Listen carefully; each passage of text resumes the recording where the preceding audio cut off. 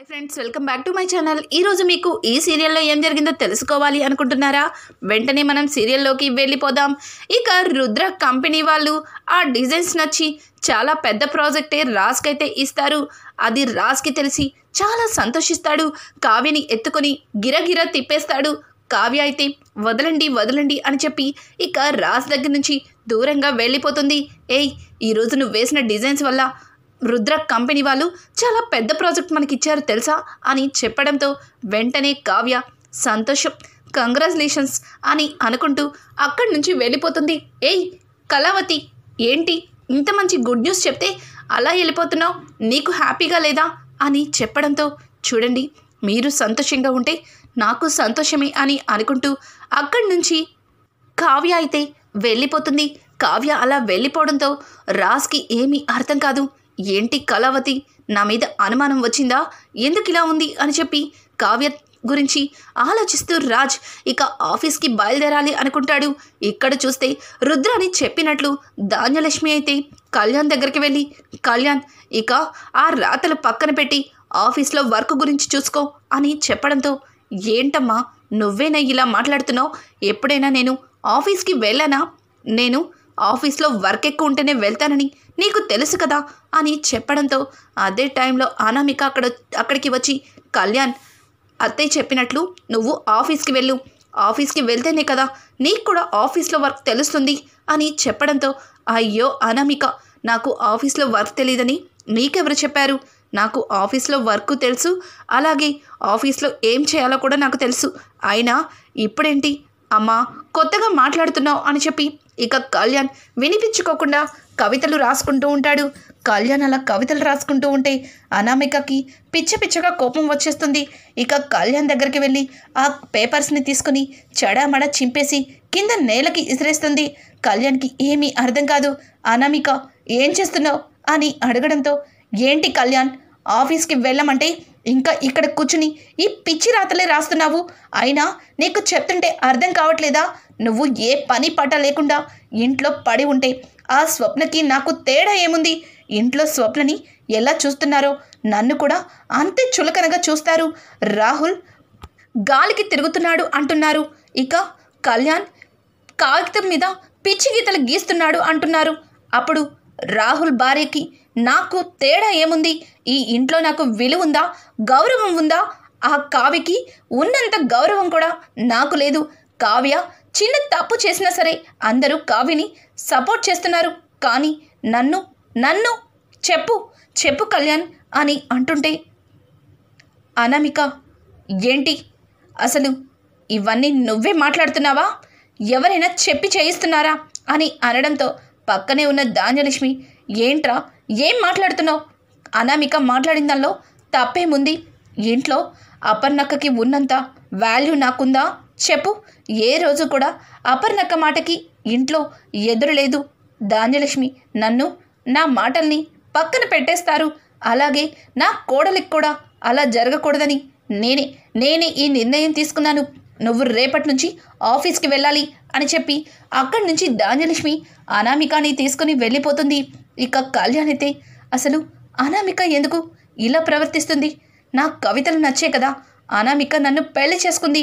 కానీ ఇప్పుడు అదే కవితలు పిచ్చి గీతలా కనిపిస్తున్నాయి అంటుందేంటి? అసలు అనామిక నిజంగానే నా కవితలు చూసి పెళ్లి చేసుకుందా అన్న ఒక్క అనుమానం ఇక కళ్యాణ్లో మొదలవుతుంది. ఇక్కడ చూస్తే రుద్రాణి అయితే తెగ సంబరపడిపోతుంది. ఎందుకంటే ఇంట్లో ఇన్ని రోజులు కూడా తను ఒక్కతే ఒంటరి పోరాటం చేస్తుంది అని రుద్రాణి తనలో తను తెగ ఫీల్ అయిపోయేది. ఇక తనకి తోడుగా అనామిక వచ్చింది అని తెగ రెచ్చిపోతుంది. ఇంట్లో ఇన్ని రోజులు కూడా నేనేం చేసినా సరే చిన్న గొడవ కూడా క్రియేట్ అయ్యేది కాదు.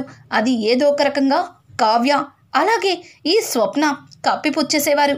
ఇప్పుడు అనామిక పెట్టిన బాంబుకి ఎలా పేలుతుందో ఇల్లు చూస్తాను అని చెప్పి రుద్రాణి తన మనసులో అనుకుంటుంది.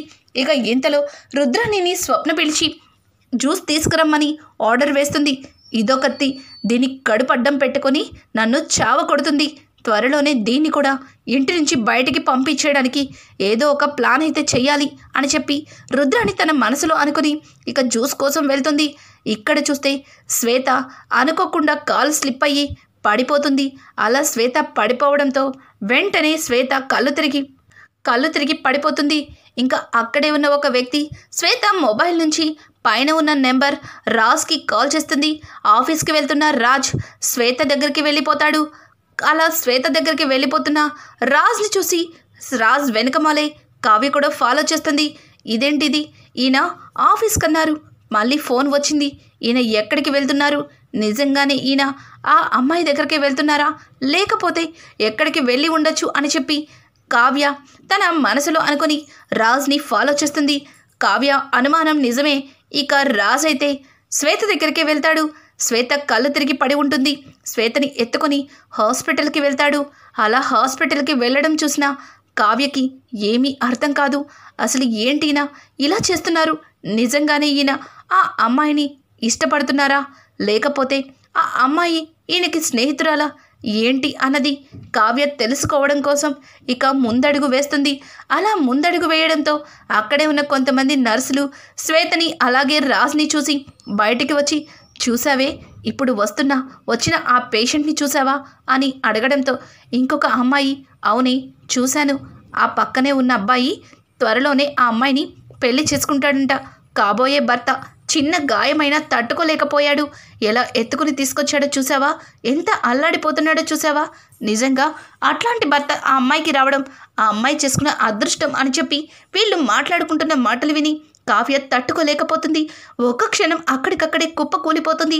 ఇంకా కావ్య అసలు ఏం జరిగిందా అన్నట్టుగా అక్కడికి వెళ్ళి డోర్లోంచి చూస్తుంటే శ్వేతకి రాజైతే, ఏంటి శ్వేత, చూసుకుని నడవాలి కదా, ఏదన్నా జరగరాంది జరిగితే అసలు ఎందుకు నువ్వు ఇలా ప్రవర్తిస్తున్నావు, త్వరలోనే డైవర్స్ అయిపోతాయి, ఆ తర్వాత మనం సంతోషంగా ఉండొచ్చని నీకు చెప్పాను కదా అని చెప్పడంతో, కాదు రాజ్, నాకెందుకో నిన్న నైట్ జరిగిందే పదే పదే గుర్తొస్తుంది, నేను ఇంట్లో ఒంటరిగా ఉండలేకపోతున్నాను, నాకు భయంగా ఉంది రాజ్, నన్ను కూడా నీతో పాటు తీసుకెళ్ళిపో అని చెప్పి శ్వేత అయితే రాజ్ చేతులు పట్టుకొని ఇక తన మనసులో ఉన్న భయాన్ని గురించి చెప్తుంది.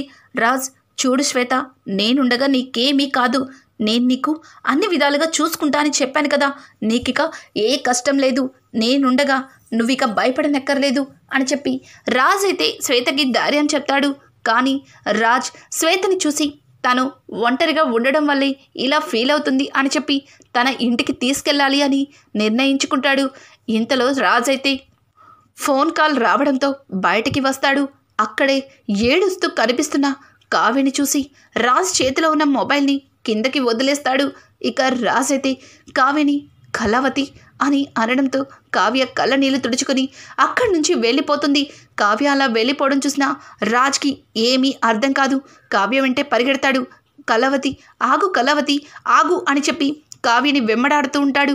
ఇక కావ్య అయితే అక్కడ శ్వేత రాజులని చూసి అలాగే అక్కడ వాళ్ళు మాట్లాడుకున్న మాటలు విని తన గుండె తట్టుకోలేదు.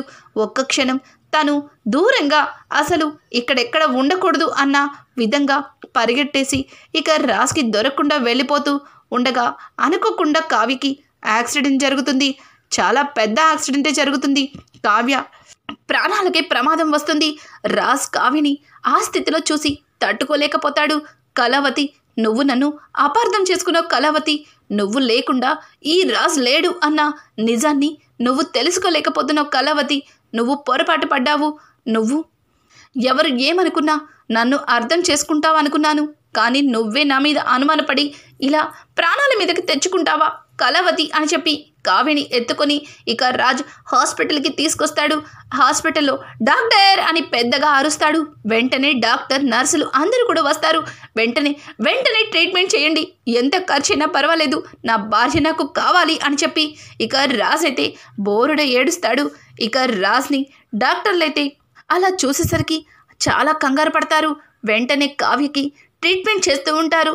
కావ్యకి ట్రీట్మెంట్ చేస్తూ రాజ్తో, చూడండి సార్, ఆవిడ 24 గంటలు గడవందే మేము ఏమీ చెప్పలేము అని చెప్పడంతో రాజ్కి ఏమీ అర్థం కాదు.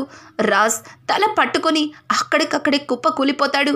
అక్కడే ఉన్న విఘ్నేశ్వరుడి దగ్గరికి వెళ్ళి, స్వామి, కళావతి చాలా మంచిది, తను ఎవ్వరి మనసుని బాధ పెట్టదు, అట్లాంటి కళావతిని ఆ స్థితిలో నేను చూడాలి అనుకోవట్లేదు, తనకి నువ్వే నువ్వే ఆయుష్నివ్వాలి, తను మళ్ళీ తిరిగి మామూలు మనిషిలా నడిచి రావాలి అని చెప్పి మొదటిసారిగా రాజ్ విఘ్నేశ్వరుడికి నమస్కారం చేసుకుని చాలా కుమిలిపోతూ ఉంటాడు.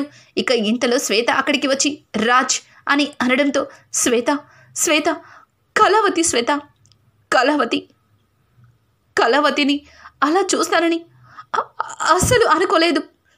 కళావతి లేకపోతే నేను బ్రతకలేను.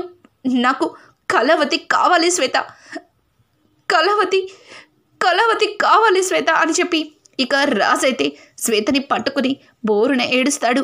శ్వేత రాజ్తో చూడు రాజ్, నీ మంచి మనసుకి కళావతికి ఏమీ కాదు. కావ్య చాలా మంచిది, నిన్ను అర్థం చేసుకుంటుంది. అట్లాంటి భార్య ఎప్పటికీ నీ నుంచి దూరం అవ్వదు. కావ్యకి ఏమీ కాదు, నువ్వు కంగారు పడద్దు అని చెప్పి రాజ్కి ఇక ధైర్యం చెప్తుంది శ్వేత. అయితే ఇక రాజ్కి అనుకోకుండా కళ్యాణ్ అయితే ఫోన్ చేస్తాడు. కళ్యాణ్కి ఫోన్ చేయడంతో కళ్యాణ్ అన్నయ్య ఏమైంది, ఎందుకు నీ వాయిస్ అలా ఉంది అని అడగడంతో కళ్యాణ్ కళావతికి యాక్సిడెంట్ అయింది కళ్యాణ్, హాస్పిటల్లో ఉన్నాం అని అనడంతో ఏ హాస్పిటల్ అన్నయ్య అని చెప్పి ఇక కళ్యాణ్ అలాగే కుటుంబం మొత్తం కూడా హాస్పిటల్ దగ్గరికైతే వస్తారు.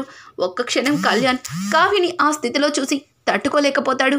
అన్నయ్య అన్నయ్య అంటుంటే రాజ్ అయితే కళ్యాణ్ని హక్ చేసుకొని బోరున ఏడుస్తాడు. జరిగిందంతా కూడా తెలుసుకున్న కళ్యాణ్ అన్నయ్య నువ్వేమీ భయపడద్దు, వదినకేమీ కాదు అని చెప్పి ఇక రాజ్కి ధైర్యం చెప్పి కళ్యాణ్ అయితే హాస్పిటల్లోనే కూర్చుంటాడు. ఇంతలో ఒక పెద్ద కంపెనీ నుంచి రాజ్కి ఫోన్ వస్తుంది. ఇమీడియట్లీ ఆ కంపెనీ మీటింగ్లో అటెండ్ అవ్వకపోతే ఆ ప్రాజెక్టే క్యాన్సిల్ అవుతుంది అని చెప్పి శృతి కాల్ చేసి చెప్తుంది. ఇంతలో రాజ్ కళ్యాణ్ని ఆ ప్రాజెక్ట్కి వెళ్ళమని చెప్తాడు. కానీ కళ్యాణ్ అన్నయ్య వదని ఈ స్థితిలో వదిలేసి నేను ఎలా వెళ్తాను అన్నయ్య అని చెప్పి కళ్యాణ్ అయితే ఇంకా రాజ్కి చెప్తూ ఉంటాడు. ఇంతలో అనామిక వచ్చి చూడు, ఇక్కడ మీ వదని చూసుకోవడానికి చాలామంది ఉన్నారు, ఆఫీస్కి వెళ్తావా లేదా అని చెప్పి ఇక అనామిక అయితే కళ్యాణ్తో గొడవ పడుతుంది.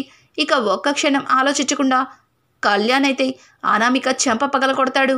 అలాగే డాక్టర్ బయటికి వచ్చి రాజ్తో మాట్లాడాలి అని లోపలికి తీసుకెళ్తాడు.